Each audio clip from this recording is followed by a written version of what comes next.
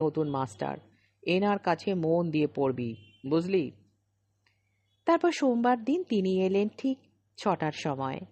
আমাদের সকলের নাম জিজ্ঞেস করলেন, আমাদের বইগুলো উল্টে পাল্টে দেখলেন। বেশিক্ষণ দেখলেন আমার ইংরেজি বইখানা। বললেন, বেশ শক্ত বই পড়ানো হয়তো। তার কথা শুনে আমার কি আনন্দই না হলো। আমি বললুম, আমাদের আবার ইংরেজি, ফিজিক্স, কেমিস্ট্রি পড়ানো হয়।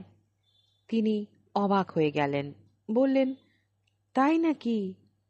আমি তাকে আমাদের সায়েন্স বইখানা এনে দেখালুম। তিনি বললেন, কি পড়া হয়েছে? প্রপার্টিজ অফ এয়ার আর ব্যারোমিটার।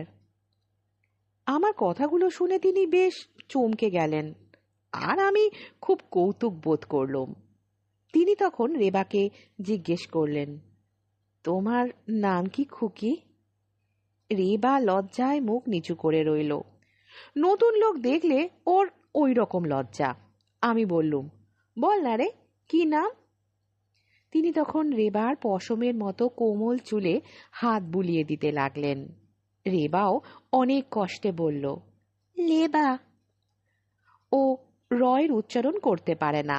তিনি বললেন, বাহ, বেশ নাম তো তোমার, খাসা নাম তো তোমার।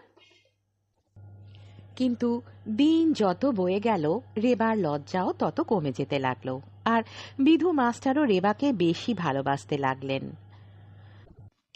শুধু রেবাকেই না, তিনি আমাদের সবাইকে খুব ভালোবাসতেন। তিনি পড়াতে আসবার পর প্রায় একজন ফেরিওয়ালা সুর করে হেঁকে যেত, চায় অবাক জলপান, স্বাধীন ভাজা, ঘুগনি দানা। মাস্টার মশাইও আমাদের প্রায় ওই কিনে খাওয়াতেন। নতুন মাইনে পেয়ে তিনি আমাদের সবাইকে 12 আনার কুলফি বরফ খাইয়েছিলেন। সবাই তাই মাস্টারকে খুব ভালোবাসত। তাকে আদৌ দেখতে পারতুম না, কেবল আমি। কেন তা জানি না। তথাপি আমার অনিচ্ছায় তার অধীনে থাকতে হতো, কারণ মেজো কাকার হুকুম। মেজো কাকাকে আবার সবার চেয়ে ভয় করি, মায় বাবার চেয়েও। সুতরাং আমি খুঁজতে লাগলুম মাস্টারের ভুল ত্রুটি, যাতে আমি তার হাত থেকে রেহাই পাই। একদিন আমি জিজ্ঞেস করলুম, মাস্টার মশাই, পাহাড়ের হাইট মাপতে গেলে ব্যারোমিটার কি দরকার লাগে?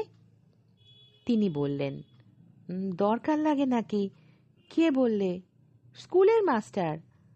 তা হবে। কোথায় লেখা আছে বলো তো? সায়েন্সের বইতে।